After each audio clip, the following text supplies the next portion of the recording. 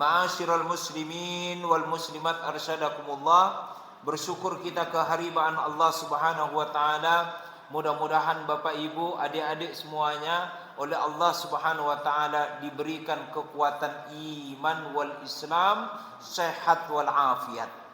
Sehat jasmani, sehat rohani. Dan juga mudah-mudahan sehat dompetnya. Amin ya rabbal alamin. Pas giliran dompet aminnya keras. Bapak Ibu yang dimuliakan Allah Subhanahu wa taala, salawat dan salam kita sampaikan kepada baginda Nabi Muhammad sallallahu alaihi wasallam. Bapak Ibu yang dimuliakan Allah Subhanahu wa taala, suatu ketika ada seorang sahabat melapor kepada Rasulullah. Apa pasalnya? Sahabat ini bingung. Dia punya tetangga seorang perempuan ahli ibadah, ahli puasa. Ini imra'atan tusalli tulal lail wa tasumu tulan nahar. Ya Rasulullah, saya ini punya tetangga seorang perempuan yang ahli ibadah, ahli puasa. Walakinnaha tu'dhi jiraniha. Tapi kalau perempuan itu sekali berbicara, tetangga itu nangis semua, Pak, karena omongannya nyelekit di hati. Bisa dipahami ya? Maka sahabat ini bingung, ya Rasulullah, perempuan ini tempatnya di surga apa di neraka? Kalau saya berpendapat dia di neraka, kok enggak mungkin, wong dia ahli ibadah, ahli puasa. Kalau saya katakan dia ahli surga, lah wong dia kalau bicara nyelekit, banyak orang menangis karena dia menyampaikan kata-kata itu yang menyakiti hati banyak orang. Fa kaifa hiya ya Rasulullah? Bagaimana kedudukan perempuan itu ya Rasulullah? Maka lalu kemudian Rasulullah sallallahu alaihi wasallam bersabda, fa hiya finnar. Tempat perempuan itu adalah neraka jahanam. Nah, Bapak Ibu yang dimuliakan oleh Allah Subhanahu wa taala, apa yang menjadi sebab Rasulullah mengatakan sahabat perempuan itu sebagai ahli neraka? Karena lisannya yang mengeluarkan banyak kata-kata, dan kata-kata yang keluar dari lisannya itu menyakitkan hati banyak orang. Saya bertanya Bapak Ibu, mohon maaf, yang banyak ngomong itu ibu-ibu napa bapak-bapak? Hah? Ibu-ibu. Nah, hati-hati ibu-ibu. Oleh karena itulah maka Rasulullah ketika pertama kali diutus lalu kemudian menyampaikan sabdanya kepada para sahabat, yang disampaikan oleh Rasulullah, innama bu'istu liutammima makarimal akhlak.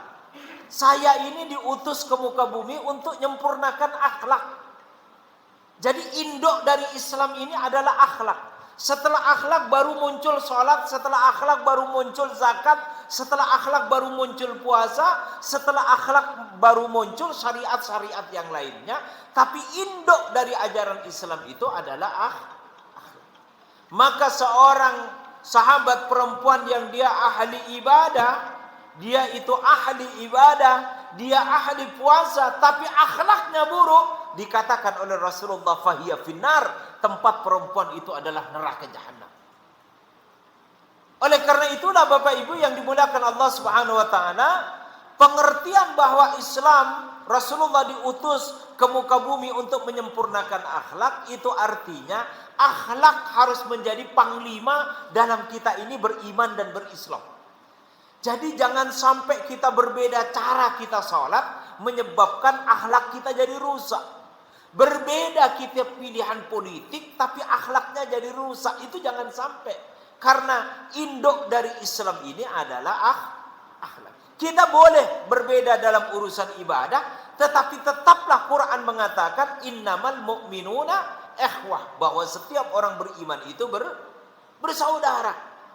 Oleh karena itulah Bapak Ibu yang dimuliakan oleh Allah Subhanahu wa taala, Rasulullah pernah menceritakan seorang perempuan yang suka menjual dirinya dijadikan menjadi ahli surga oleh Allah Subhanahu wa taala gara-gara menyaksikan seekor anjing yang dia sudah antara hidup dan mati karena dia kelaparan. Lalu kemudian perempuan ini mengambil sepatunya, lalu kemudian turun ke bawah sumur, dia mengambil air dengan sepatunya, lalu diberikan air yang di sepatu itu kepada seekor anjing yang antara hidup dan mati, dan karena sebab dia meminum air yang dibawa oleh perempuan tadi, itu lalu kemudian anjing itu mendapatkan kehidupan. Karena sebab itu perempuan itu dijadikan sebagai ahli surga. Oleh karena itulah Bapak Ibu yang dimuliakan oleh Allah Subhanahu wa taala, Rasulullah sallallahu alaihi wasallam menyampaikan yang dikumpulkan oleh Imam At-Tirmidzi di dalam kitab Syama'ilun Nabi, dalam kitab Syama'ilun Nabi, beliau menyampaikan, kalau kita ingin mengetahui akhlaknya Rasulullah, bacalah hadis-hadis Rasulullah. Tapi sampai kapan kita mau baca hadis Rasulullah? Imam Bukhari, syarahnya ada 12 jilid. Kira-kira sampai umur berapa kita selesai baca Imam Bukhari? Kalau sudah selesai membaca Imam Bukhari, masih ada lagi yang kedua, kitab Sahih Muslim, yang syarahnya syarah Al-Manhaj Imam An-Nawawi, itu juga ada 13 jilid. Sampai kapan kita mau baca? Selesai itu nanti ada Sunan Abi Daud, ada Sunan At-Tirmidzi, ada Sunan An-Nasai, ada Jami'u Ibnu Majah, ada Musnad Ahmad bin Hanbal, ada kitab Muwatta Imam Malik, ada kitab hadis Ad-Darimi, ada kitab hadis Al-Baihaqi, ada banyak kitab hadis.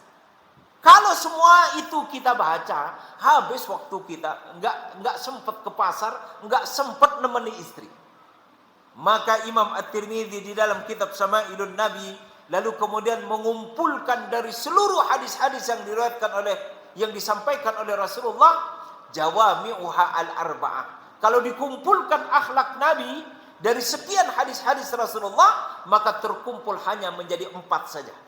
Kalau 4 akhlak ini hidup di tengah-tengah keluarga kita, diangkat keluarga kita menjadi keluarga yang sakinah mawaddah warahmah. Kalau 4 akhlak ini hidup di tengah-tengah masyarakat, dijadikan masyarakat itu menjadi masyarakat yang diberikan keberkahan oleh Allah Subhanahu wa taala. Kalau ada 4 akhlak ini hidup di tengah-tengah lembaga pendidikan, maka lembaga pendidikan itu akan diangkat kemuliaannya oleh Allah Subhanahu wa taala. Kalau 4 akhlak ini ada pada diri seorang pedagang, akan diberikan keberkahan perdagangannya oleh Allah Subhanahu wa taala. Maka mari kita pelajari 4 akhlak ini, mudah-mudahan hadir 4 akhlak yang merupakan induk dari akhlaknya Rasulullah Muhammad SAW di dalam kehidupan ini, sehingga Allah jadikan kehidupan ini kehidupan yang penuh dengan keberkahan. Amin ya rabbal alamin. Yang pertama adalah hadis yang diriwayatkan oleh Imam Bukhari wa Muslim. A'udzu billahi minasyaitonir rajim. Man kana yu'minu billahi wal yawmil akhir falyakul khairan aw liyasmut. Jadi induk akhlak yang pertama itu rupanya muncul dari lisan. Man kana yu'minu billahi wal yawmil akhir, siapa orang yang beriman kepada Allah dan hari akhir, falyaqul, hendaklah dia berkata-kata, tetapi perkataan yang baik. Kalau tidak bisa berkata-kata yang baik, akan lebih bagus napa? Diam saja. Saya tanya bapak-bapak, ada nggak punya istri kalau ngomong suka nyakitkan di hati? Alhamdulillah Bu, ternyata yang di belakang ini istri-istri solehah. Karena kalau berkata-kata, hati suaminya tambah teduh. Subhanallah. Nah Bapak Ibu yang dimuliakan, mudah-mudahan benar Pak ya. Mudah-mudahan benar. Insya Allah benar. Oleh karena itulah Bapak Ibu yang dimuliakan Allah Subhanahu wa taala, Rasulullah bertanya kepada Abu Hurairah, "Ya Abu Hurairah, ma huwal muflis?" Tahukah engkau wahai Abu Hurairah, siapa orang bangkrut? Maka Imam Abu Hurairah menyampaikan, "Ya Rasulullah, al-muflisu fina man la dirhama wala mata." Orang yang bangkrut di antara kami yang uangnya habis, tanahnya habis, hartanya habis. Mereka adalah orang yang bangkrut. Kata Rasulullah, bukan itu orang yang bangkrut.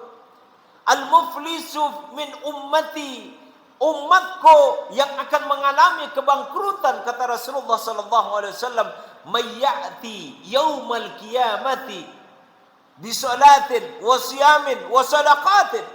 Siapa dari umatku yang meninggal dalam keadaan membawa pahala yang banyak, dari pahala salatnya, dari pahala puasanya, dari pahala sedekahnya, sehingga kalau ditimbang antara pahala kebaikan dengan dosanya, maka pastilah lebih berat pahala kebaikannya, pasti dia jadi ahli surga.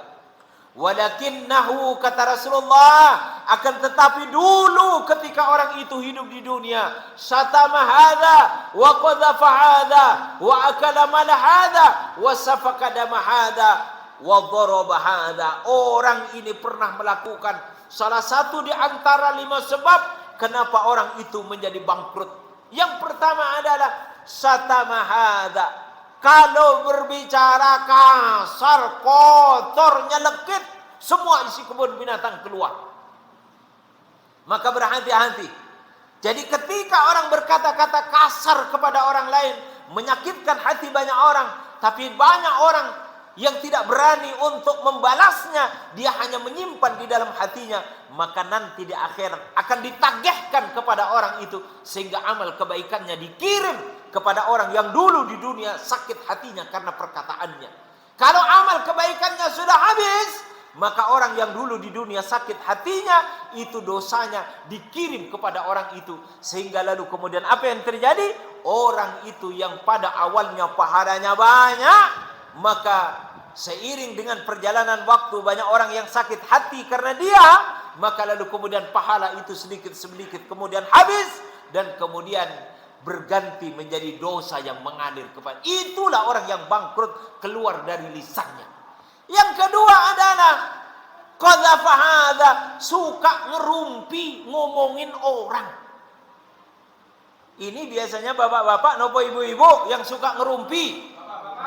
Bapak-bapak. Bapak-bapak. Ibu-ibu enggak pernah ngerumpi?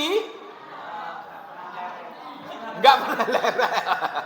Katanya bapak-bapak, ibu-ibu enggak pernah leren. Nah, oleh karena itulah Bapak Ibu sekalian jadi rupanya orang ngomongin orang itu termasuk kelompok yang kedua yang besok di akhirat akan jadi manusia bangkrut.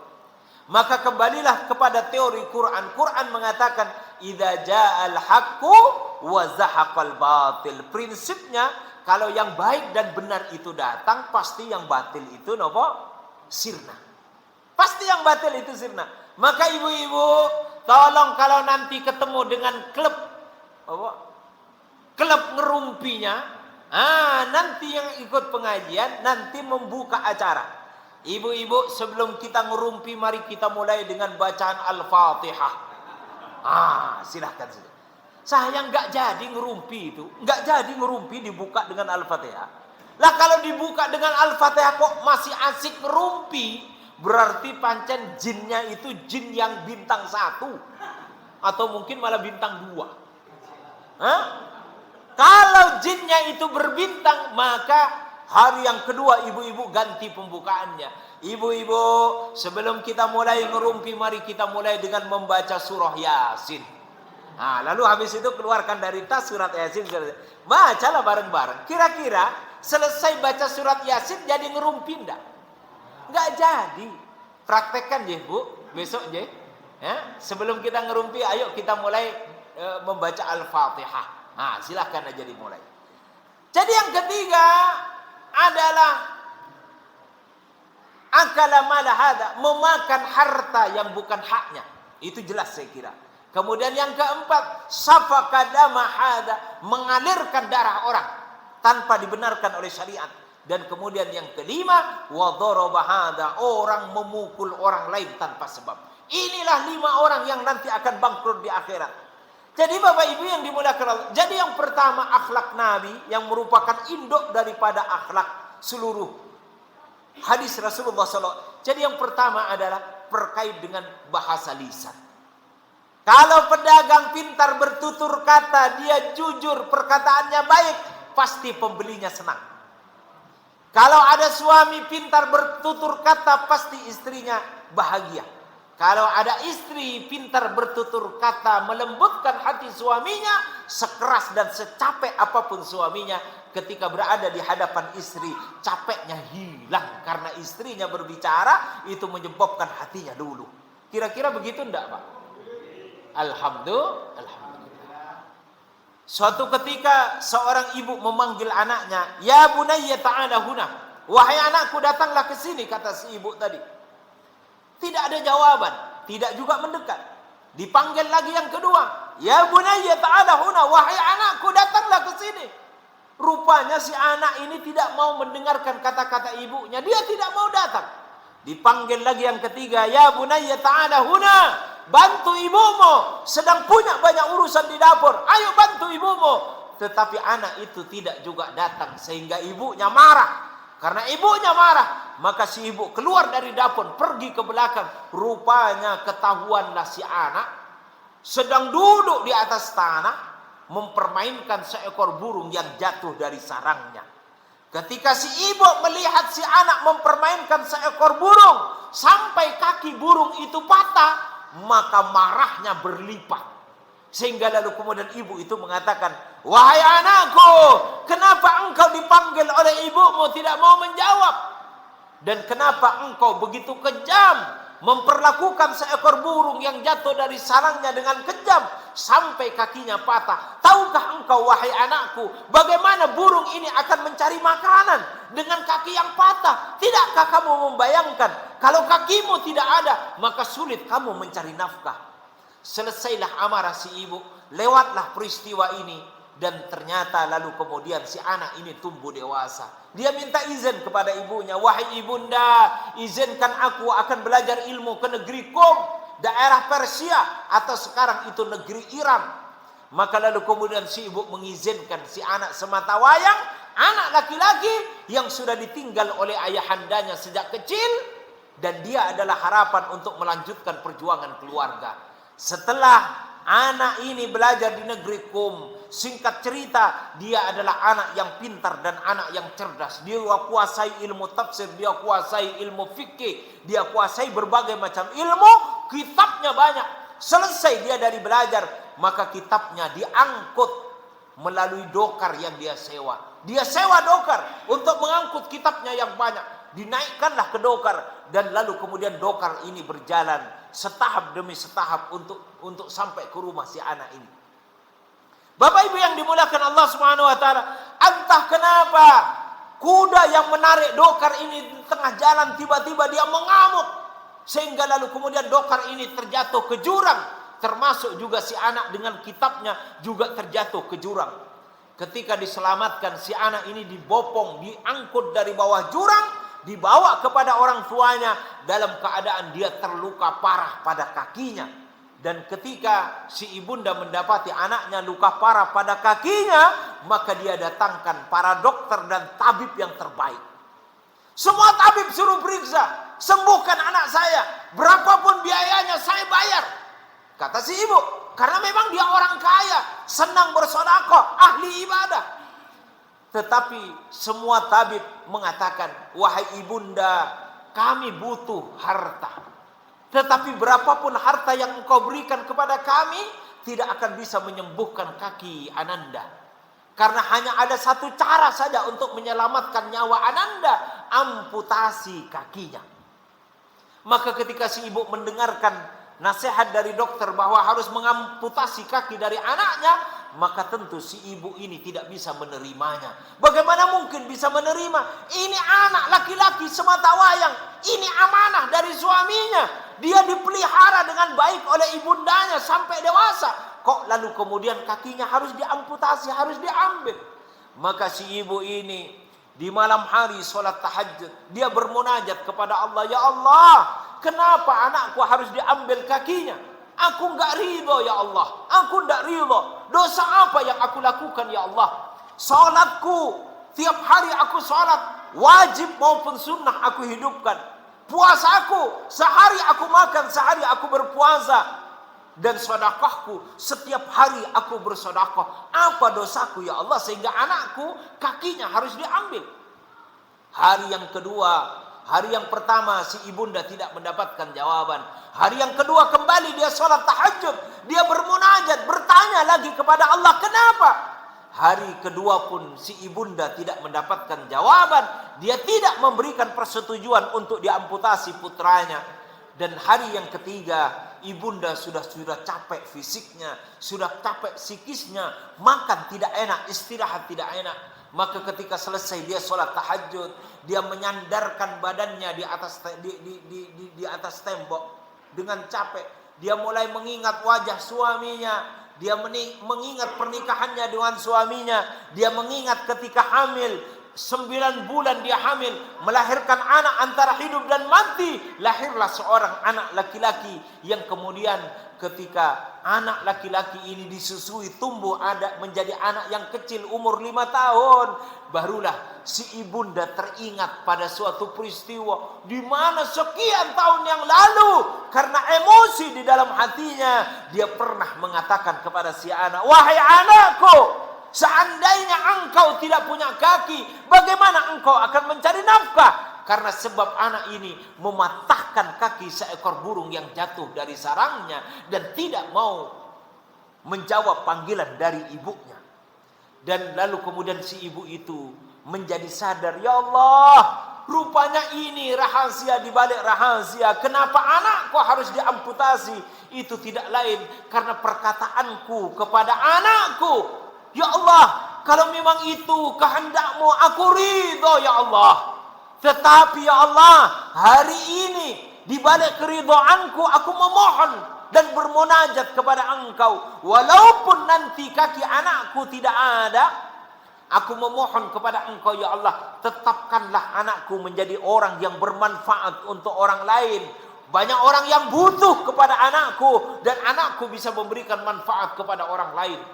Dan subhanallah, lalu kemudian matahari menyingsing, para tabib didatangkan, lalu si ibunda mengatakan, wahai para tabib, aku ridho anakku diamputasi. Dan lalu kemudian apa yang terjadi? Kaki dari si anak kemudian diambil, diamputasi. Dan apa yang terjadi? Karena sebab perkataan si ibunda, kakinya harus diamputasi. Tetapi karena sebab doa dari ibunda kepada Allah juga, menjadikan anak ini menjadi anak yang bermanfaat, yang karyanya dibaca oleh banyak orang sampai hari ini dan insya Allah sampai nanti hari kiamat, karena dialah ulama besar yang bernama Imam Az-Zamakhsyari yang menulis sebuah kitab tafsir yang berjudul Tafsir Az-Zamakhsyari. Kenapa? Karena lisan seorang ibu. Dek, kalau ibu mau marah suaranya suka ngomel enggak? Oh, mantuk-mantuk semua anak-anak ini.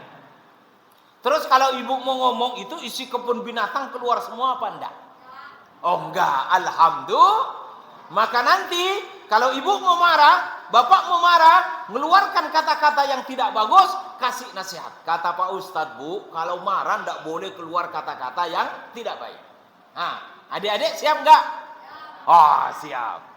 Bapak Ibu yang dimuliakan oleh Allah Subhanahu wa taala, maka mari kita jaga lisan kita. Falyakhshal ladzina law taraku min khalfihim dzurriyyatan di'afan khafu 'alaihim falyattaqullah wal yaqulu qawlan sadida. Kalau ingin punya anak yang saleh, bertakwalah kepada Allah dan berkata-katalah yang lembut. Itulah firman Allah di dalam Al-Qur'an. Yang kedua, Bapak Ibu yang dimuliakan Allah Subhanahu wa taala, jawami'ul akhlak, induk dari akhlaknya Rasulullah. Yang kedua adalah min husni islamil mar'i tarkuhu ma la ya'nih. Sebaik-baik keislaman seseorang meninggalkan perkara yang tidak bermanfaat untuk dirinya. Orang beriman, berkegiatan meningkatkan kualitas hidupnya. Orang beriman tidak suka untuk melakukan kegiatan yang tidak memberikan manfaat pada hidupnya. Nah, itulah pilihan orang yang beriman. Maka itulah akhlak Rasulullah yang kedua. Sehingga Rasulullah adalah pekerja yang hebat. Dari umurnya yang 16, coba lihat. Umur 8 tahun, Rasulullah sudah ikut belajar berdagang bersama pamannya Abu Thalib. Umur 8 tahun. Pada saat dimana kita dulu umur 8 tahun masih main kelereng, Rasulullah sudah belajar berbisnis. Ketika naik umurnya, masuk ke umur 12 tahun, Rasulullah sudah terlibat untuk mengatur anak panah dan tombak kepada paman-pamannya di dalam sebuah peperangan yang bernama Perang Fijar. Umur 12 tahun, Rasulullah sudah belajar cara untuk mengatur bagaimana peperangan itu dimenangkan oleh beliau. Ketika naik umur Rasulullah 16 tahun, maka Rasulullah terlibat dalam sebuah perjanjian yang disebut dengan perjanjian Hilful Fudul. 16 tahun. 12 tahun bapak-bapak dulu ngapain, Pak? 12 tahun. Rasulullah sudah ikut perang, mengatur anak panah dan tombak untuk pamannya, belajar strategi perang. 16 tahun Rasulullah sudah ikut dalam perjanjian, namanya perjanjian Hilful Fudul. 17 tahun Rasulullah sudah mendirikan bisnisnya sendiri. Bisnis apa Rasulullah? Bisnis patungan. Kalau ada kabilah punya domba, dititipkan kepada Rasulullah, digembalakan oleh Rasulullah, diperah susunya, lalu dijual nanti susunya, hasilnya dibagi antara Rasulullah dengan pemilik domba. Kenapa harus domba? Kenapa harus domba? Karena masyarakat Arab sangat tergantung dengan minuman yang namanya susu domba. Kenapa mereka harus minum susu domba? Karena mereka butuh badan yang sehat dan kuat, maka minum susu domba. Mohon maaf, Sugarli dengan susu kambing etawa mahal mana? Mahal kambing etawa, Pak. Maka yang dijual oleh Rasulullah itu adalah susu domba seperti susu kambing etawa. Semua masyarakat Arab butuh minum susu, permintaannya tinggi, tapi ketersediaan susu domba itu terbatas. Kalau susu dombanya terbatas, permintaannya tinggi, kira-kira apa yang terjadi dengan harga? Harga tambah mahal, keuntungan Rasulullah berlipat. Sehingga Rasulullah menjadi sosok pedagang yang terkenal, sampai terdengar oleh Khadijatul Kubra, seorang konglomerat perempuan yang biasa membawa barang dagangan antar negara.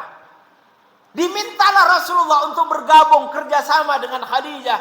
Di umur beliau 24 tahun, Rasulullah mengadakan kerjasama dagang dengan Khadijah. Dibawa barang dagangan Khadijah ke negeri Syam, ke negeri Basrah. Tanpa berlama-lama menunggu, belum sampai 1 bulan Rasulullah sudah pulang. Dulu kafilah bisa 2 sampai 3 bulan mereka berdagang. Rasulullah nggak nyampe 1 bulan, barang itu sudah habis. Rasulullah pulang lapor kepada majikannya Khadijah. Keuntungannya berlipat. Biaya makan ada penghematan, biaya tempat tidur ada penghematan. Maka lalu kemudian ketika Rasulullah pulang membawa keuntungan yang berlipat-lipat kepada Khadijah, apa yang terjadi? Khadijah falling in love. Nopo nikumba. Khadijah jatuh cinta kepada Rasulullah. Sehingga karena Khadijah jatuh hati kepada Rasulullah, maka dikirimlah pembantu perempuannya untuk datang kepada Rasulullah, menjajaki kira-kira Nabi mau apa ndak jadi suaminya. Jadi kalau ada ibu-ibu ini melihat ada pemuda belum menikah, dia kelihatan soleh, sudah diminta saja jadi suami. Atau jadi menantu maksud saya. Jadi menantu. Jangan menunggu dia datang. Diambil dia dari tempatnya karena dia orang yang baik. Khadijah pun seperti itu. Ketika datang utusan, ya Muhammad, aku ini utusan Khadijah. Ada perkara penting yang harus saya sampaikan. Ada apa Khadijah mengutus kamu ke tempat saya? Jadi begini ya Muhammad, Khadijah ingin bertanya kepada kamu, kalau kamu menjadi suaminya Khadijah, kira-kira kamu mau apa enggak? Kata Rasulullah, saya dengar ada pemuka kabilah yang kaya raya melamar Khadijah, ditolak. Ada pemuka kabilah yang dia ketua kabilah, pimpinan kabilah, punya kekuasaan, melamar Khadijah, ditolak. Ada orang punya kekuasaan, ditolak. Ada orang punya harta, ditolak. Apa yang mungkin Khadijah mau dengan saya? Wong saya ya bukan orang kaya, yo saya bukan penguasa, kata Rasulullah.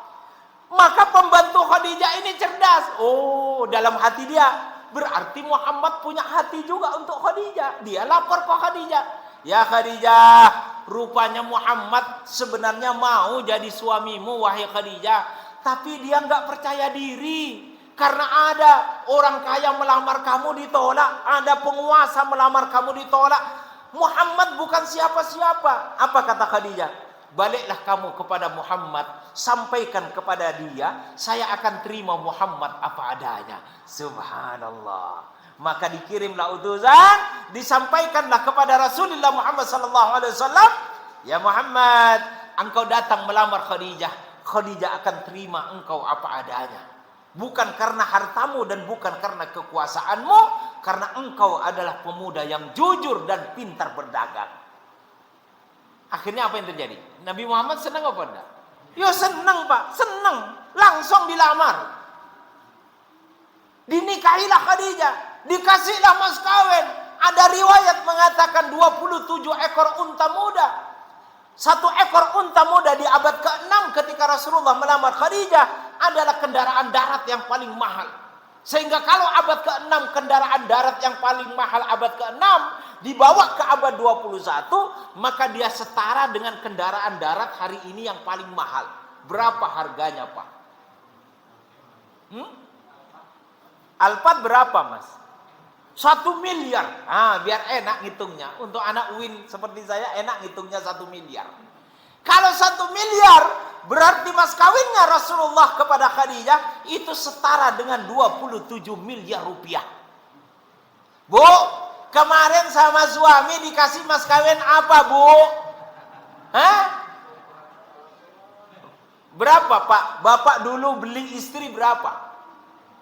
Kasih mahar maksud saya. Kasih mahar berapa Pak dulu? Masih ingat? Udah lupa Pak? Udah lupa. Seperangkat alat sholat. Saya dulu tanya calon istri saya. Saya tinggal di masjid. Nah istri saya itu tinggal kos-kosan nempel di depan. Saya kamarnya sebelah sini. Kos-kosan istri saya sampingnya. Rupanya tembok itu menyampaikan pesan.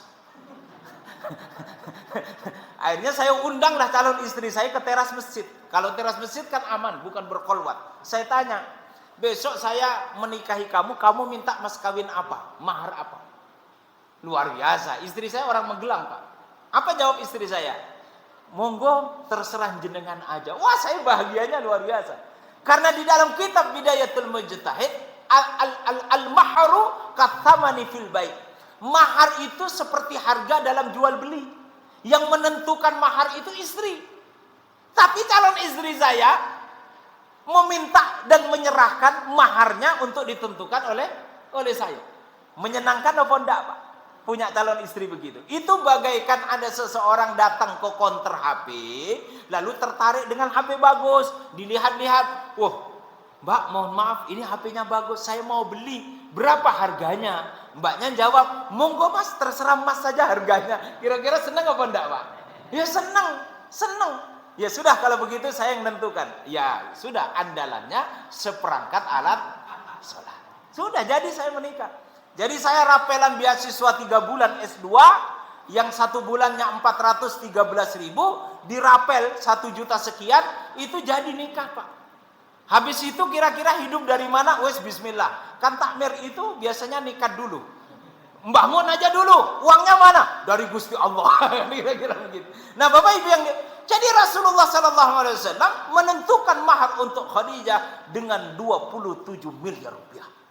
Maka anak-anak putri di sini yang belum menikah, kalau besok calonnya datang bertanya tentang mahar, enggak usah repot-repot jawabnya. Mas, jenengan enggak usah repot-repot, empun ngikut sunnah Nabi saja. Wah, pasti calon suaminya karena dia karena dia ikhwan menginginkan istri yang soleha, ternyata istrinya minta mahar sesuai dengan sunnah Nabi, dia bahagianya setengah mati. Oh, alhamdulillah, istriku ternyata istri yang soleha. Pulanglah dia tanya ke ustadznya, Ustadz mohon maaf, maharnya Nabi kepada Khadijah nopo? Lalu dijawab sama Pak Ustadznya, 27 ekor unta muda. Ya kira-kira setara dengan 27 miliar rupiah. Kira-kira mau pingsan dia. Saya Pak Ustadz, nih gitu saya tak balik lagi ke calon saya. Dalam urusan ini saya nggak pengen pakai sunnah Nabi. Jadi sunnah yo milih-milih. Bapak Ibu yang dimuliakan Allah Subhanahu Wa Taala. Nah sekarang pertanyaannya, kenapa Nabi memberikan mahar yang begitu besar kepada Khadijah? Emang dia siapa? Khadijah itu ternyata seorang janda. Coba janda Pak. Nabi perjaka ting-ting. Janda umurnya sudah 40 tahun. Nabi 25 tahun. Selisih banyak. Lah kok bisa dikasih mahar yang tinggi? Oh, jangan dikira umur Khadijah yang 40 tahun. Umur Khadijah yang 40 tahun masih merupakan perempuan yang paling cantik di Jazirah Arab saat itu. kulitnya masih kencang. Beda dengan ibu-ibu yang sekarang 40 tahun. Jadi intinya, min husni islamil mar'i tarkuh ma la ya'nih. Bagaimana menggunakan waktu-waktu yang kita lewati dalam rangka untuk meningkatkan kualitas diri kita di hadapan Allah Subhanahu wa taala. Yang ketiga, anna rajulan ja'an nabiyya sallallahu alaihi wasallam. Seorang laki-laki datang kepada Rasulullah, "Ya Rasulullah, ausini." Wahai Rasulullah, berikan aku nasihat. Apa kata Rasulullah? La taqdab, jangan kamu marah. Taraddada miraran, lalu laki-laki itu bertanya lagi, "Beri aku nasihat ya Rasulullah, berikan aku nasihat ya Rasulullah." 2 kali sampai 3 kali dia minta nasihat kepada Rasulullah. Semua jawabannya, jangan marah, jangan marah, jangan marah. Emosinya dijaga. Bahaya Pak, orang nggak bisa nahan emosi, tangannya pegang pistol, itu didor orang Pak. Benar apa enggak Pak? Hah? Orang pegang pistol nggak bisa ngelola emosi, itu bisa apa? Nembak sembarangan orang. Nggak pandang pangkatnya apa, tembak saja. Maka nggak boleh, la taqdab, jangan suka emosi, jangan suka marah. Mohon maaf Pak, mohon maaf. Biasanya jenengan dengan istri yang cepat emosian itu siapa Pak? Istri nopo bapak? Hah? Istri. Istri. Ini jelas kelihatannya jujur jawabannya. Jadi yang suka marah ini hati-hati kata Rasulullah. Laisa sadidu bisur'ah walakinna sadidu may yamliku nafsahu 'indal ghadab. Orang bukan tidak boleh marah. Orang boleh marah, tetapi sebaik-baik orang, sekuat-kuat orang adalah orang ketika dia dalam keadaan marah tetapi masih tetap dijaga tutur katanya masih lembut. Emosinya bisa dikendalikan sehingga dia tidak gampang memukul, tidak gampang menendang, tidak gampang mengumpat walaupun dia dalam keadaan emosi. Inilah induk dari akhlak Rasulullah yang ketiga. Kalau Bapak Ibu punya kecenderungan yang suka emosi, maka contohlah Rasulullah. Istri Rasulullah yang suka emosi itu adalah Aisyah radhiyallahu anha. Jadi kalau bapak-bapak punya istri suka emosi, tidak usah khawatir Pak, berarti seperti Aisyah radhiyallahu anha, istri Rasulullah. Jadi ibu-ibu kalau yang suka emosi, suka emosian, lanjutkan aja Bu, seperti Aisyah radhiyallahu anha. Nah, Aisyah itu kalau marah, dia diam, tidak ngomong. Saya yakin bapak-bapak yang punya istri di rumah, bahkan anak, kalau anak kita marah, istri kita marah, pasti bapak-bapak ngerti bahwa memang istri kita sedang marah. Tapi anehnya kadang-kadang sudah ngerti istrinya marah, masih ditanya, "Bu, jenengan marah toh?" Wes cetro-cetro marah kok masih?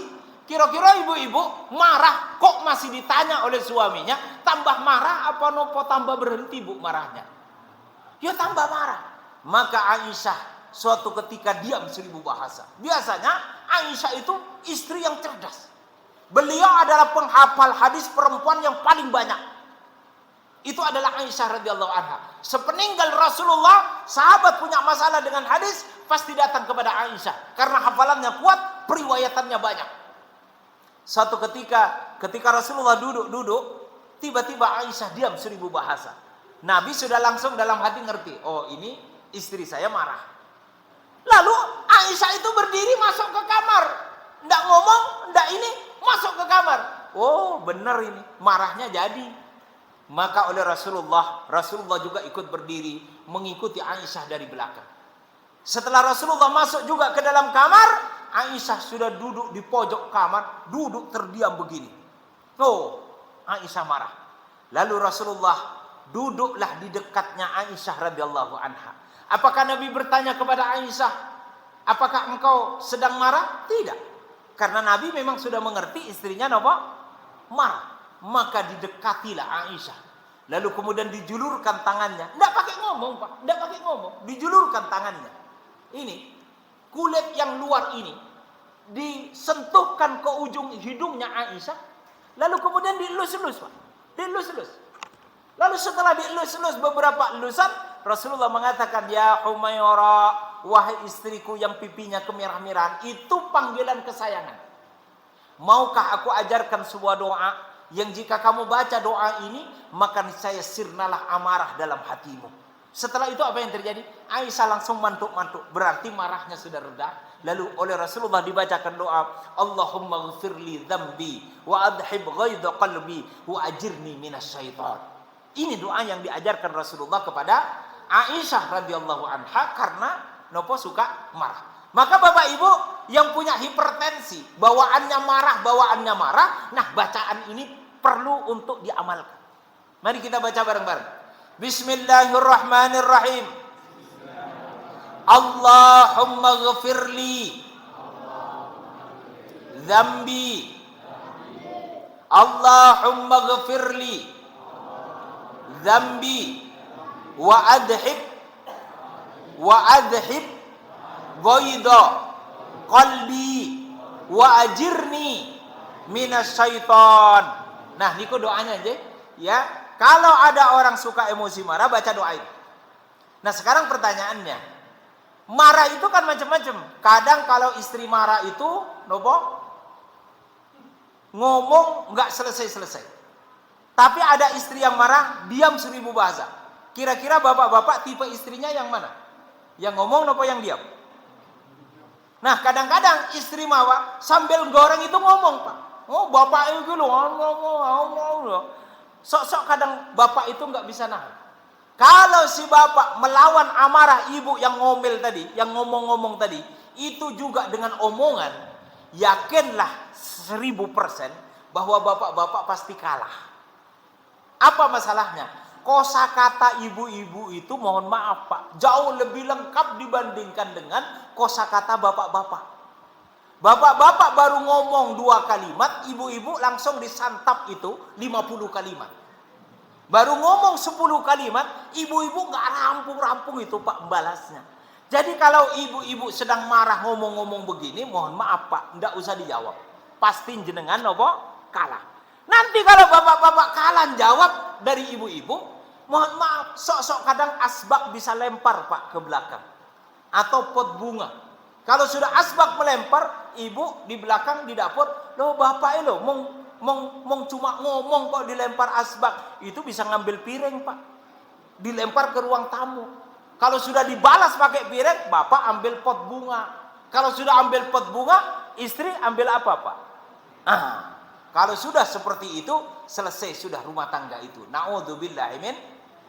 Maka tekniknya kalau ibu-ibu marah dengan omongan sing macam-macam, bapak diam saja.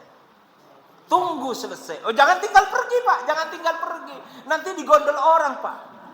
Jangan ditinggal pergi. Diam saja, tunggu selanya. Kalau sudah mulai sela berhenti, deketi Pak. Ya jangan niru Rasulullah terus tangannya dilus-lus di ujung hidungnya. Bukan begitu maksudnya. Tetapi maksudnya Nabi mengelus-elus ujung hidung itu memang sentuhan kasih sayang yang biasa Nabi lakukan kepada istrinya Aisyah. Tentu kalau bapak-bapak seperti apa cara menyentuhnya, ya monggo, nggak usah dipraktekkan Pak di sini. Jadi bapak-bapak menyentuh istrinya terus ngomong, Bu, yuk baca doa bareng-bareng yang diajarkan oleh Rasulullah. Allahumma ghfirli dzambi wa adhib ghaidha qalbi wa ajirni minasyaitan. Fa insyaallah istrinya amarahnya mereda. Bisa dipahami Pak J? Karena urusan kosakata ibu lebih lengkap. Tapi urusan sentuh menyentuh bapak-bapak lebih jago. Bener napa boten Pak? Bener Pak. Anjir, anak kecil nggak perlu dengar ini. Jadi itu. Lalu yang keempat, yang terakhir, la yu'minu ahadukum hatta yuhibba li akhihi ma yuhibbu li nafsihi. Tidak dikatakan orang itu beriman kalau dia tidak mencintai saudara seimannya seperti dia mencintai dirinya sendiri. Maka tidak ada rumus. Karena sebab berbeda organisasi keagamaan lalu kita bermusuhan. Yang satunya ada Muhammadiyah, satunya NU. Karena sebab NU, karena sebab Muhammadiyah kita, lalu kemudian bentrok. Enggak. Yang satunya MTA, yang satunya NU. Karena sebab MTA dan NU lalu kemudian bentrok. Padahal semua ini, Tuhannya sama Allah. Nabinya sama Nabi Muhammad. Qurannya sama Al-Quranul Karim. Kalau Qurannya sama, Nabinya sama. Lalu kemudian Tuhannya Allah Subhanahu wa ta'ala sama. maka Rasulullah menegaskan, la yu'minu ahadukum hatta yuhibba li akhihi ma yuhibbu li nafsihi. Tidak dikatakan beriman seseorang kalau dia tidak menjadikan saudara seimannya seperti dia mencintai dirinya sendiri. Saya kasih satu kisah. Ketika Rasulullah membawa sahabat dari Mekah hijrah ke Madinah, apa yang dilakukan oleh Nabi setelah bangun masjid? Dipersaudarakan. Siapa salah satu yang dipersaudarakan? Yakni Sa'ad bin Rabi dengan Abdurrahman bin Auf. Ketika mereka dipersaudarakan, Abdurrahman bin Auf orang Makkah yang datang ke Madinah tanpa bawa harta. Sa'ad bin Rabi adalah penduduk asli Madinah yang kaya raya. Setelah mereka dipersaudarakan, apa yang terjadi? Sa'ad bin Rabi mengatakan, ya Abdurrahman bin Auf, nanti pulang dari masjid, saya punya 2 petak sawah yang luas. Silahkan kamu lihat mana petak sawah yang kamu suka, bilang ke saya akan hadiahkan untukmu. Itu namanya bersaudara, Pak. Mohon maaf, bapak-bapak ini bersaudara apa enggak? Bersaudara seiman apa enggak? Bersaudara, Pak. Ada enggak yang sudah nawarkan petak tanahnya? Hah? Zaman Nabi terjadi. Bukan hanya tanah yang mau diberikan oleh Sa'ad bin Rabi. Dia mengatakan kepada Abdurrahman bin Auf, ya Abdurrahman bin Auf, sepulang dari masjid, ayo kita pulang ke rumah saya. Saya di rumah ada 4 istri. Silahkan kamu tonton istri saya. Mana 2 di antara 4 istri saya yang kamu suka, bilang kepada saya akan ceraikan dia dan silahkan kamu nikahi.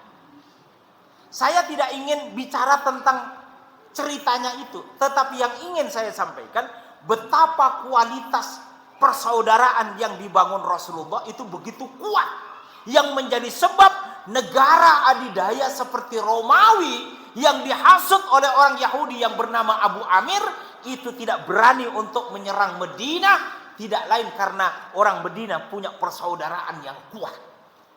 Ini yang sekarang tidak ada di negeri kita, sehingga dari tahun 70-an partai politik Islam tidak pernah menang. Kenapa? Karena kita nggak bersaudara. Kita ini di kotak-kotak antara Islam santri, Islam priayi, Islam abangan, Islam ini, Islam itu. Na'udzubillahi min dzalik. Kalau yang kedua tadi mohon maaf Pak, tidak perlu diamalkan Pak, tidak perlu. Karena saya mengerti yang di depan saya ini rata-rata istrinya mau satu saja. Satu dibagi, apanya mau dibagi? Paling kalau mau dibagi itu alasan aja mau cari ganti. Na'udzubillahi min. Mudah-mudahan Allah berikan kita semuanya akhlak, 4 akhlak. Hidupkan dalam keluarga, jadi keluarga bahagia. Hidupkan dalam bisnis, diberikan keberkahan bisnis. Hidupkan dalam menuntut ilmu, diberikan keberkahan ilmu. Amin.